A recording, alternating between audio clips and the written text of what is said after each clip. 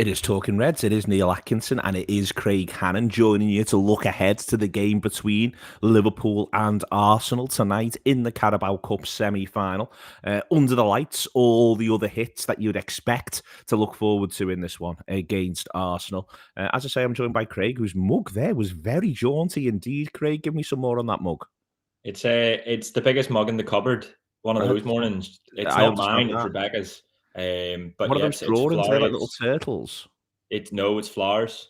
Flowers, Uh, lovely, gorgeous stuff. Excellent. Oh, no, I love that to pieces. That's yeah, floral. splendid. Yeah, it's So good brilliant. It's morning. massive.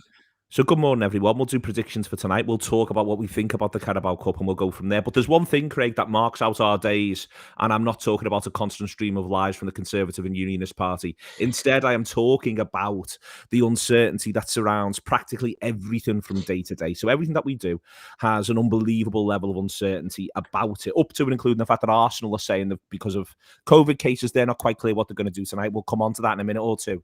So what's the thing that you do, Craig, in a time of uncertainty? What's the thing that I do in times of uncertainty? In times of uncertainty, what is the thing you do in a times of uncertainty? I look to Neil Atkinson to guide me out of that uncertainty. I mean, that's one point of view, and I'd like to think I've done at least 6 out of 10 on that so far. But what you do is you fall back onto absolute certainties. And I was fortunate enough to end up with a copy of the programme for the game against Leicester in the Carabao Cup, the game against Shrewsbury on Sunday. So I haven't got the one for Shrewsbury around, and there's the one for tonight. So the programme for the game against Shrewsbury was a picture of the FA Cup. And it was a real statement that the people who were doing the programmes were like, listen, we don't know what's going to happen with this game against Shrewsbury, but we know it's in the FA Cup, so we'll put the FA Cup on the cover. The League Cup 5th round is this, which is a picture of the Carabao Cup, but in silhouette. That was the 5th round. And if right now Sam can pull it up on screen, I'll show you the picture for the semi-final. There it is. That's the semi-final programme for the League Cup. And what I love about this, Craig, is it's a really good reminder of the fact that, I mean, you and I have literally had to do it. These poor lads who are doing the job, and lads and girls, I mean, good God, it's not as though it's only men who work in publishing, quite the opposite. But these poor people who are having to work out how to do these programs and what they should stick on the cover, have just looked at each other for the 2 Carabao Cup games and the FA Cup game and gone, sod it. Let's just stick the trophy on because at least we know the trophy's involved. Yeah, but did you know the first thing I thought? I saw that yesterday on Twitter, and the first thing I thought about was I remember I have a program from the League Cup final in 2012 when we beat Cardiff, and that is usually the cover on the final. It's usually the trophy, and that's it. Same goes for that. I think one of the old FA Cup programs from the same season as well was exactly the same. It's the trophy in the front, and I quite like that, Neil. I quite like the trophy. I've talked about how much I love this competition, particularly when you don't get knocked out in the early rounds. And so, just seeing that in the program, it gets me quite excited. But no, you're right. The signal is there's a trophy to be won. We don't know who the footballers who are going to try and win it are going to be. They could all be testing positive, but there's a trophy to be won, and that's what it looks like. Yeah, and it is within, if we can get a good result tonight, it's within touching distance. And I think, the trophy has been, it's almost like, it's so cliched, much maligned, derided, all of the hits on that, but it's a trophy, and I want Liverpool to win as many trophies as possible under Jurgen Klopp. I don't want another season where we finish and we look back and we say, oh, we had a nice run in Europe and this and that, but we haven't won anything again. I want Jurgen Klopp to lead Liverpool, and for me to be able to say, I saw Jurgen win the lot, and we've reached the final under him on this. We've been beaten in the semi-final as well. So I want to get through. Absolutely. And the other thing I like about the trophy is that it just being the trophy is that it's a reminder that whoever it is who plays, it is this idea, well, they're just playing for Liverpool. It is going to be quite strange here without Salah, obviously. It's not. I'm going to say it's going to be a team without stars. The man who was bought as a world record fee for goalkeeper and defender are both playing in the game. There are stars in the game, but it's more what I liked about the game against Leicester in the previous round was it just basically became a big game of us against them.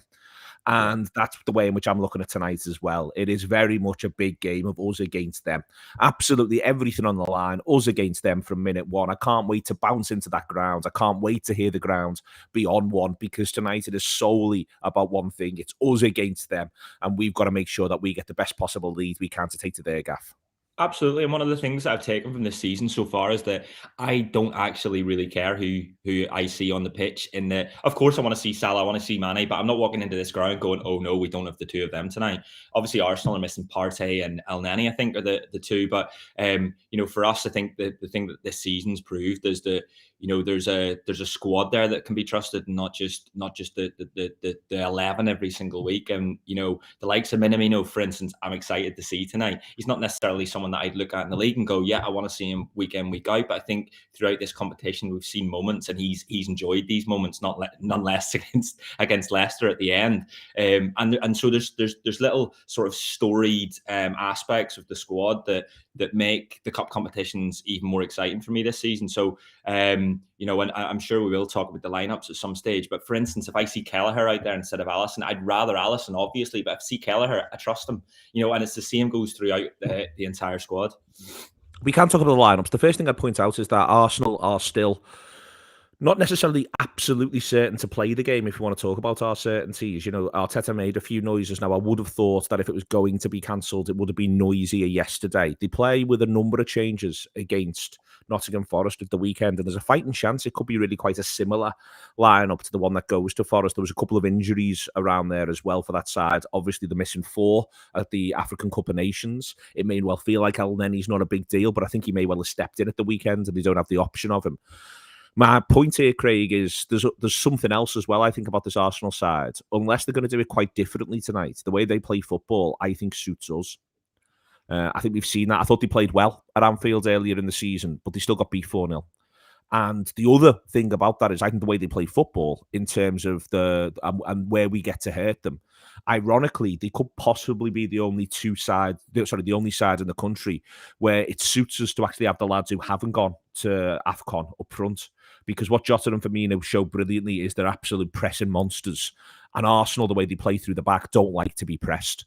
And I think that, every other game, I think Liverpool would obviously rather have Mane and Salah available than Jota and Firmino. Well, not obviously, but they may well rather have that. Whereas I think for this one, the idea of Jota and Firmino absolutely terrorising that Arsenal back four and holding midfielder could just suit us down to the ground.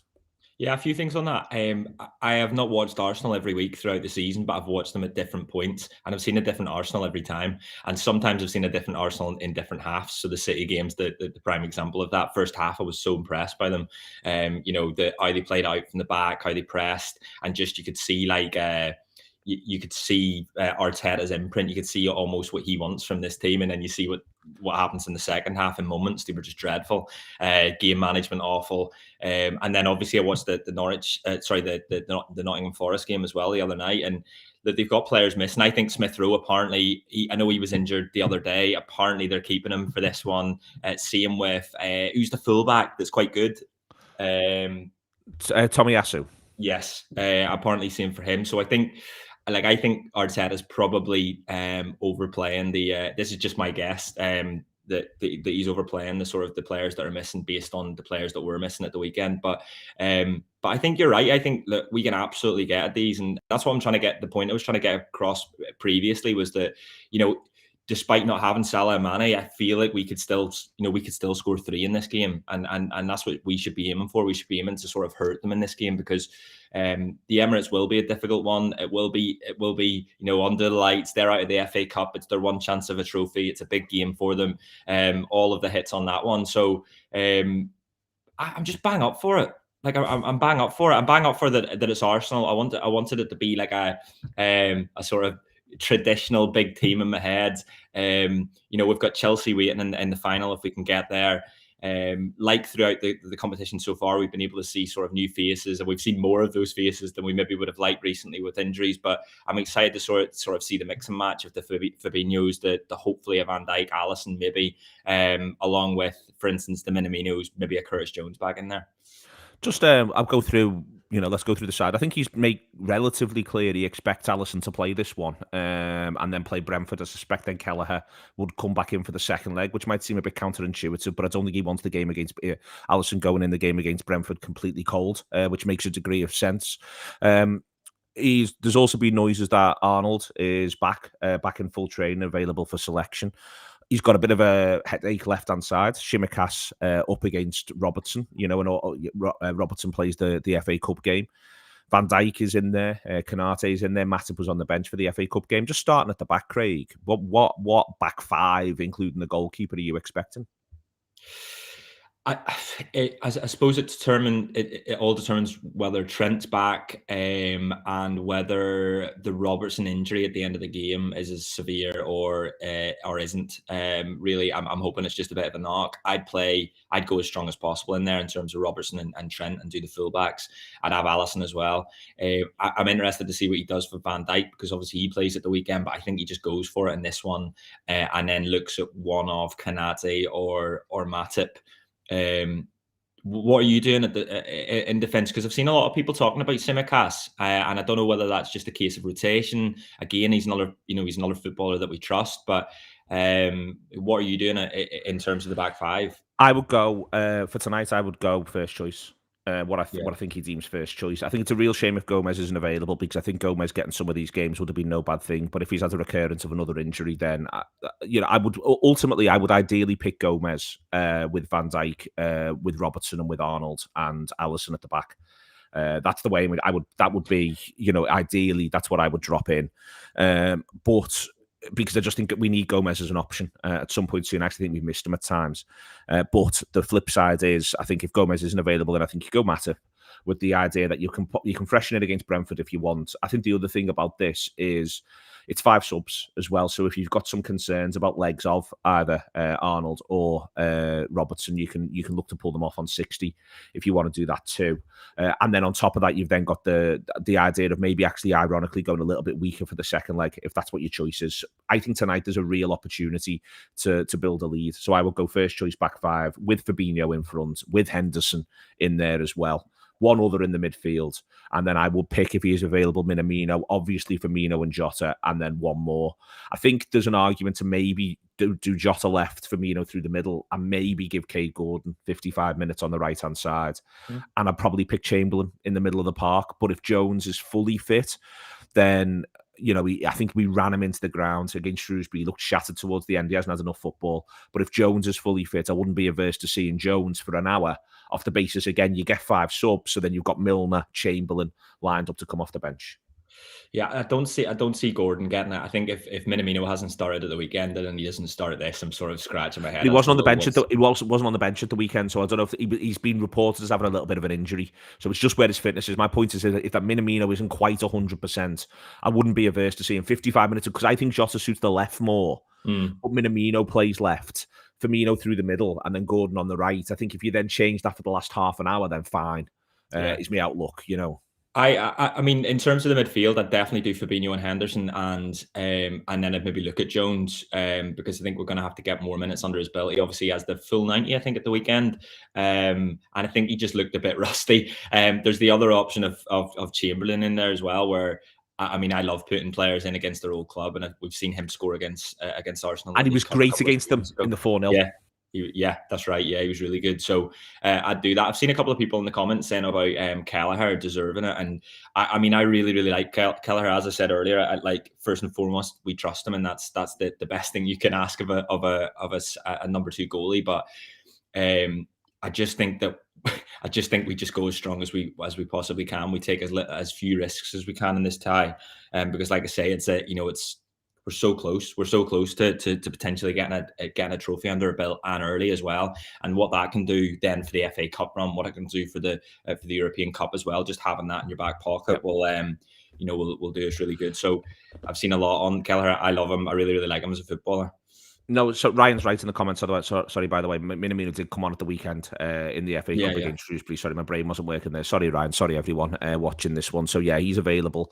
So yeah, maybe you do just go with the three. Ideally, there's a bit of chat about Chamberlain up front on the right as well in the comments. I think he won't want to move Chamberlain's position too much. I think he likes Chamberlain occasionally off the left, but I think that he might want the pace of Chamberlain in the side. So maybe that's how Chamberlain ends up getting a start, because he'll feel as though he's maybe lacking a couple of genuinely pacey players. And the point about this, Craig, is I think in the comments and what we're saying here is we do want to see him go as strong as he can. We do want to compete for the trophy until the very end in this one. And I feel as though it's a bit of a funny place to talk about the fitness and the sports science, because we want to keep them all fresh, but we also need them to have some rhythm. They need to have played some games. There's a big run of games coming up. These 2 Arsenal games, 2 league games that we need to get results out of. You know, we can afford to obviously win at home against Arsenal and then draw away, but you want to get the 2 wins in the league games as well. So I think you'll want to get the pace of these players, get them absolutely moving, get them in rhythm, because they've got 4 big games coming up. Yeah, absolutely, and that starts now. Like if they're, a big win tonight, and then you're bouncing into Brentford at the weekend, and then obviously you've got a big tie that everyone should be up for anyway next week, and then Palace will be a difficult one, because I think they've looked quite good at times this season under Vieira, and then I believe it's the break afterwards. Although I mean they could maybe throw a Leeds in there or something like that, because I don't think they can. Yeah, they can't. No, I don't think they can, because the break, everyone keeps acting as though the break is a winter break. It's a winter break only for European-based players. So there's a South American qualifier, and the African Cup of Nations is still ongoing. So they won't be able to drop anything in. So it's not actually a winter break proper. It's a really weird quasi-international break that's just been sort of lashed in for European football. Okay, so if I'm Jurgen Klopp and I'm looking at these blocks of games, starting with Shrewsbury, and he's essentially gone as strong, bar Bradley, as he could have in defence, and then obviously Fabinho in front, and then everyone else is young. I think from now we see the best team possible, build the rhythm into Brentford. There might be the odd change here and there, and then it'll all depend on how the result goes tonight as to what he does next week, I think. Absolutely. Give me a prediction for tonight. I don't normally ask you this sort of thing. Like a 3-1. I'm going to go 3-1. I think we'll be on it. I think it will go strong. I think the crowd will be up for it. And I still have that sort of creeping doubt around how we conceded goals, not least because we conceded against Shrewsbury. Absolutely. I fancy us to keep a clean sheet, though. I think we're looking at 3-0 Liverpool tonight. And then the challenge is, can Arsenal do a Liverpool in that second leg? There'll be lots of chat about that. But I think that Liverpool will be a pretty solid side this evening against Arsenal. Pretty determined to get the result. Everything you need on the Anfield Wrap before it. Team talk done, where they will remember who played at the weekend. Good on them. And then looking ahead to the game. Also, you've got the preview video on there as well.